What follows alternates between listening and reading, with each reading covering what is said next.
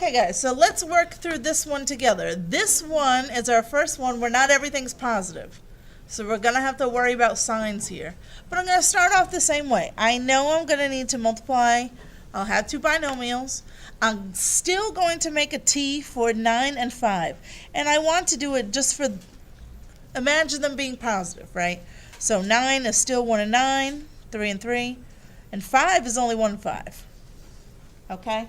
So it's not until right now that the signs kind of matter. Here's what I need, okay? I can now deal with negatives. So I'm still trying to get to negative 12, right? I can still play around with the numbers. I still want one of these pairs with one of these, and it can be either number with either number, but I want to end up at a negative 12, so I can introduce negatives here. So, for example, let's see. Here's what I find here. I can do a 3 times a negative 5 and get a negative 15 there, and then a positive 3 times 1. And that will leave me at the negative 12. Did you hear what I just said? So do you see how I sort of played with the numbers? I'm still multiplying, but now I can use negatives. So if I had a negative 15 and a positive 3, that would get me to a negative 12. You follow me? No. Can you explain that one more time? Well, remember how before I'm still playing around with the numbers the same way. Yeah. But now I can use negatives if I want to. Well, I have to, because I have to add to be a negative 12. So I'm like, all right, well, let's say that instead of this being a positive 3 times a positive 5, what if one of them was negative? That would be a negative 15. And then if these were both positive, a negative 15 plus 3, doesn't that get me to negative 12? So only the 1 and 5, that's the only one that can be negative? No, it could have been either of these. Yeah. But usually you think about it as one of these two. Yeah, so I almost always deal with it with the second number. Because remember, these two numbers, whatever go in the first slots, are going to multiply to be a positive 9. So I always think of those as my positive number, and then it's going to be one of these that's negative. Or sometimes both. Okay?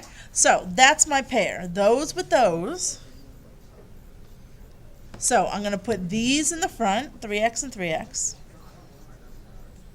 And then here's what I wanted. Give me 1 second. I wanted a negative 15 and a positive 3. Well, this one, since they're both starting off with 3's, it's not that hard to get there, right? Because if I wanted to multiply that 3 by a negative 5, there's my negative 15. And then this inside will just have to be a positive 1.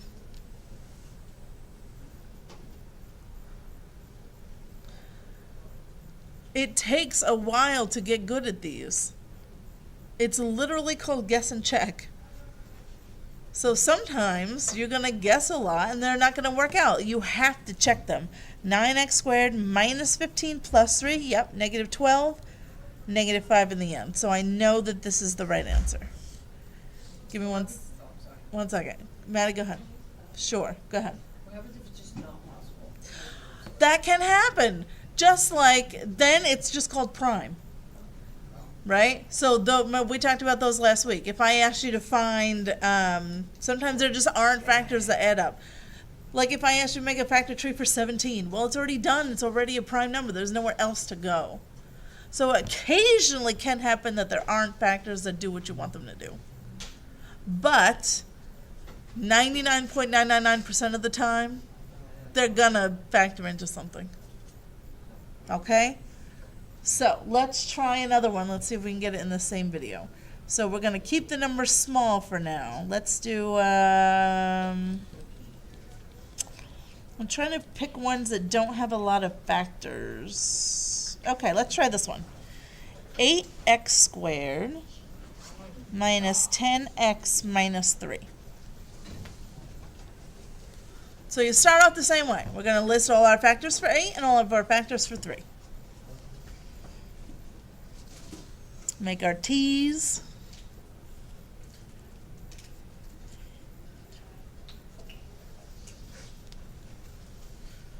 So this time your goal is to get to a negative 10. So see if you can play around with the numbers just like you have been, but now you can throw in a negative somewhere. Try and get it on your own. You want to get a negative 10.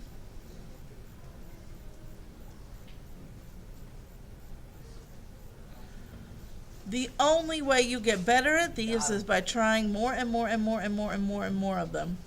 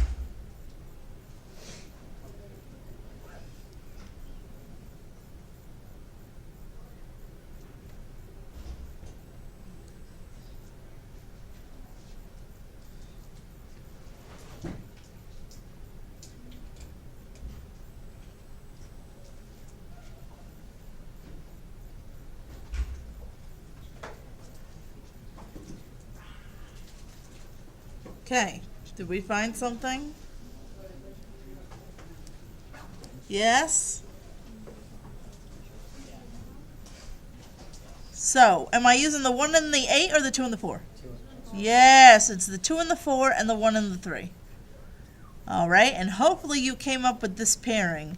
Hopefully you were saying, I could do, if the 4 times 3, if that came out to be a negative 12, and then the 2 times 1 was positive, wouldn't that add together to get me a negative 10? Yeah.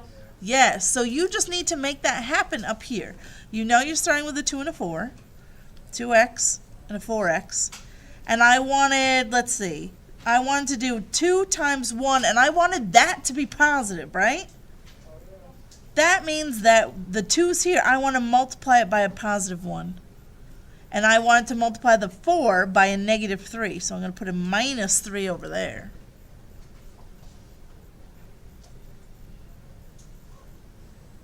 Check.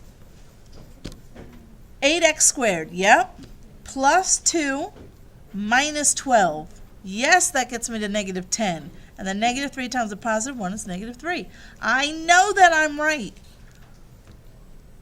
Again, your 2 binomials have to be the same 2 binomials that I have. You could have them switched around. You might have 4x plus 1 first and then 2x minus 3. But you have to have the 2x with the minus 3, and you have to have the 4x with the plus 1. But why? Wouldn't you put the 3, the 4, isn't it 4 times 3? No, because remember when you foil, it's first, outside, inside, last, right? You never multiply the 2 that are in the same parentheses with each other. So if I want to multiply them together, I have to have 1 in each. That's a little confusing piece with this, but once you get the hang of where to put them. Does it make sense now though? Because think about it. First, you're multiplying 1 from each. Outside, you're multiplying 1 from each. Inside, 1 from each, and last, 1 from each. You never multiply the 2 that are in there together with each other. So when I want to multiply 4 and 3, that's telling me 1's got to be in each one. Same thing here. 2 and 1, I have to have 1 in each. Okay, let's try another one.